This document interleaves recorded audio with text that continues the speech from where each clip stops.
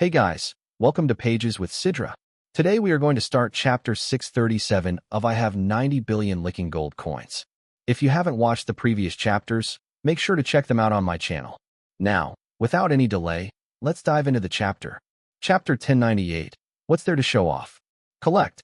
With just a casual wave of her hand, Bayou 11 made the kilometer-long starship vanish into her spatial ring, right in front of Chun Yuan's eyes. Chun Yuan was utterly dumbfounded. He looked like someone who had never seen the world. Huh, that's just a spatial container. Don't you have one too? Bayou 11 said calmly. Well, yeah, but mine's only about 100 square meters. How can that possibly fit an entire starship? My spatial container holds 1,000,000 square meters. As soon as she said that, Chun Yuan felt like he got struck by lightning. Show off. That's straight up showing off. What's there to brag about? So your ring's big. Good for you. Spatial containers are essential storage tools for powerful beings in the universe. Any warrior above the star level usually buys one. It's an absolute must-have when exploring the universe. The way different civilizations develop and utilize space varies drastically by level. The one you're wearing, it's probably a second-tier product. Small space, almost no anti-theft protection. If someone steals it, all your belongings are theirs instantly. But even a second-tier ring isn't cheap. They usually cost between 1 to 50 million nebula coins. For newbies who just stepped into space, it's basically a luxury item. Bayou 11 explained, completely calm, but with a faint sense of superiority in her tone. Maybe she saw Chun Yuan as the descendant of a cosmic powerhouse, someone with potential. So she viewed him as a peer and naturally wanted to compare. Chun Yuan asked curiously, "So how much is your ring worth?" "My ring is from a third-tier civilization.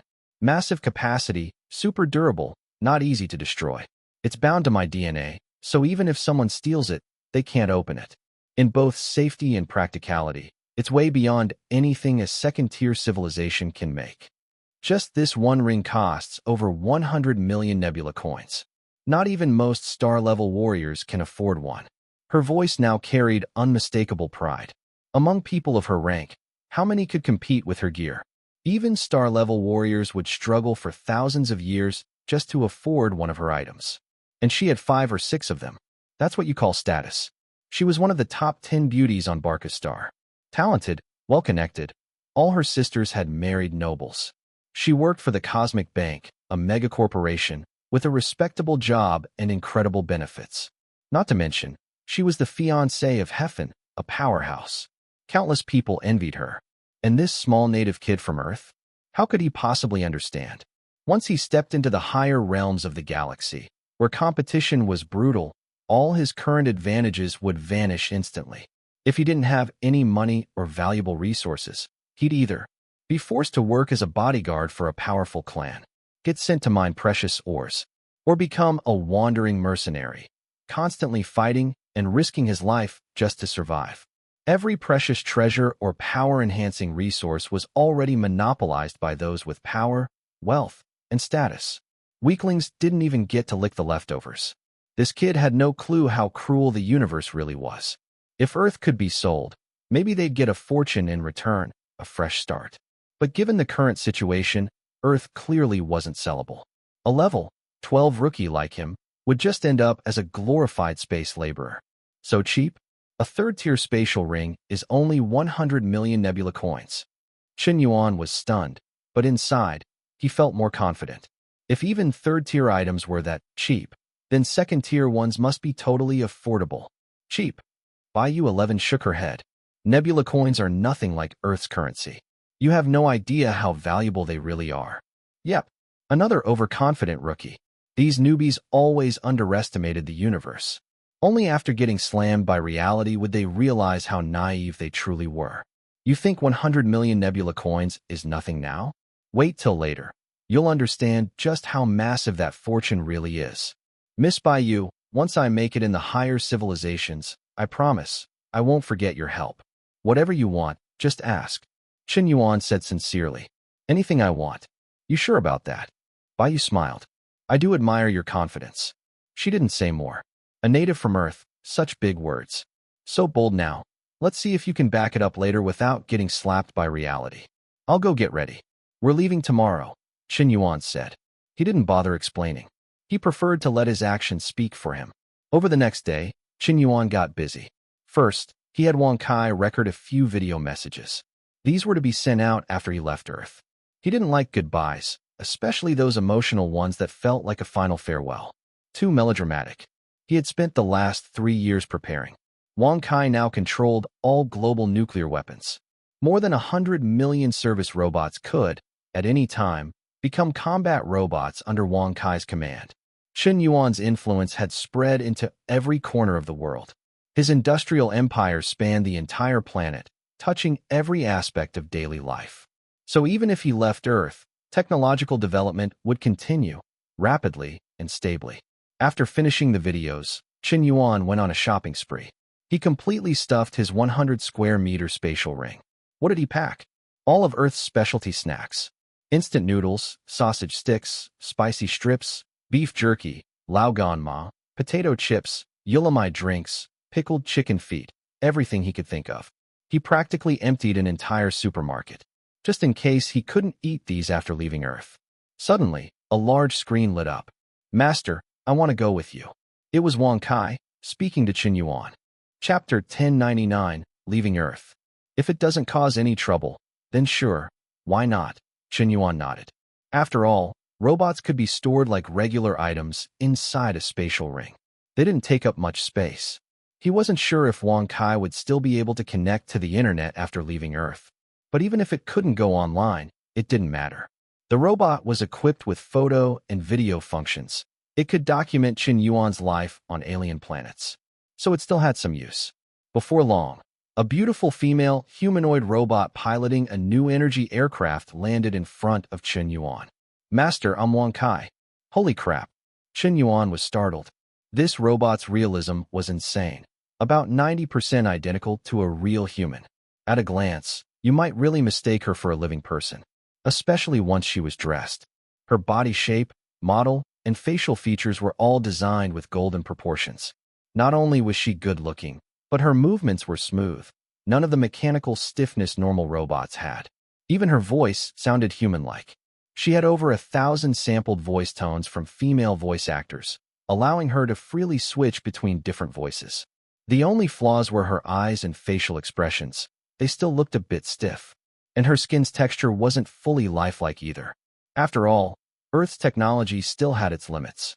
Right now, it was impossible to make a completely indistinguishable humanoid robot. "Master, are you satisfied with my current appearance? Why the hell are you wearing black stockings? Cut it out with that flashy stuff next time." "Understood, Master," Wang Kai replied in a slightly squeaky voice.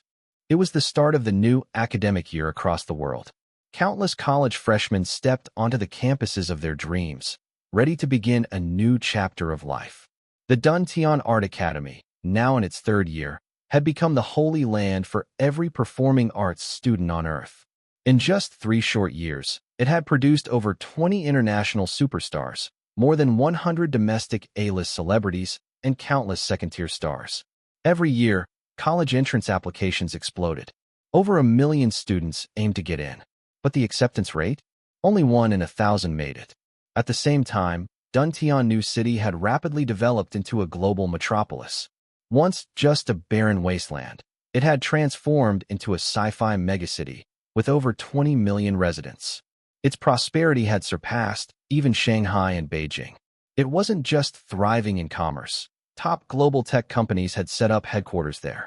7 of the world's top 500 corporations, all ranking in the top 7, were based in Tian.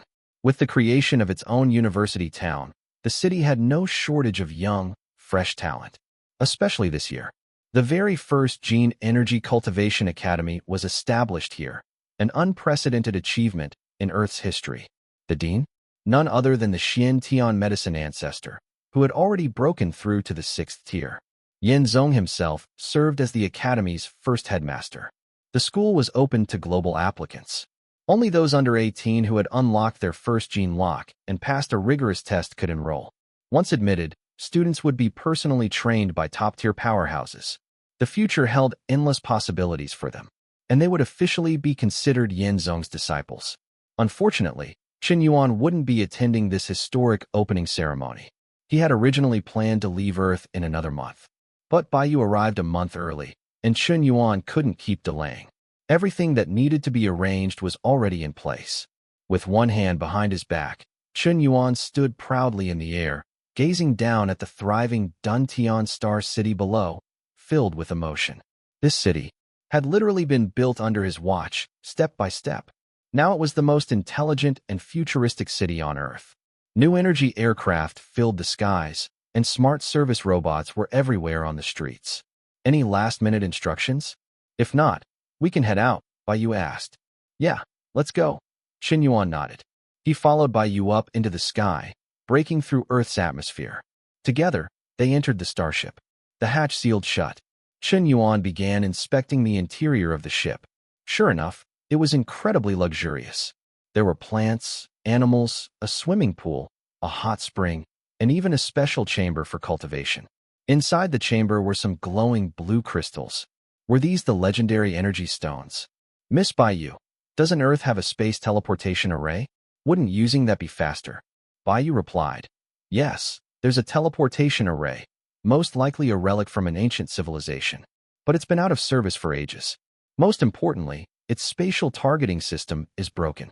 It can't lock onto a destination.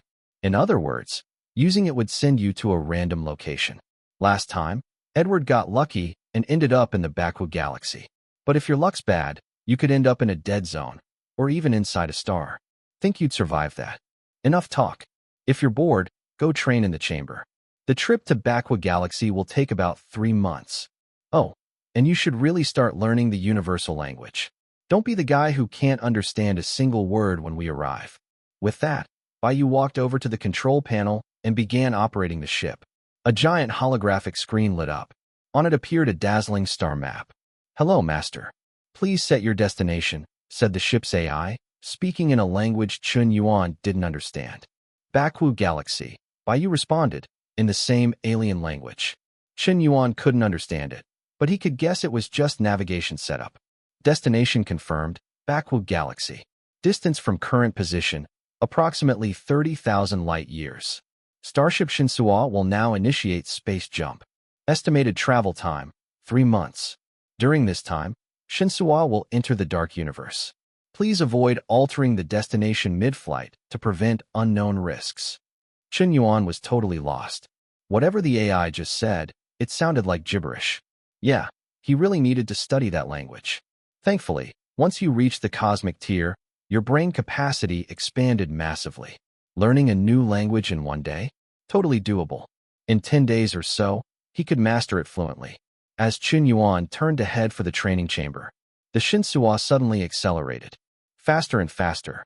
In the blink of an eye, the surrounding scenery vanished into a blur. Boom. That's it for today's chapter recap. If you enjoyed the breakdown, don't forget to like, comment, and subscribe to stay updated with the latest manga, manhwa, and manhwa recaps. Got thoughts on today's chapter? Drop them in the comments. I'd love to hear your take on the story. See you in the next one. Until then, keep turning the pages.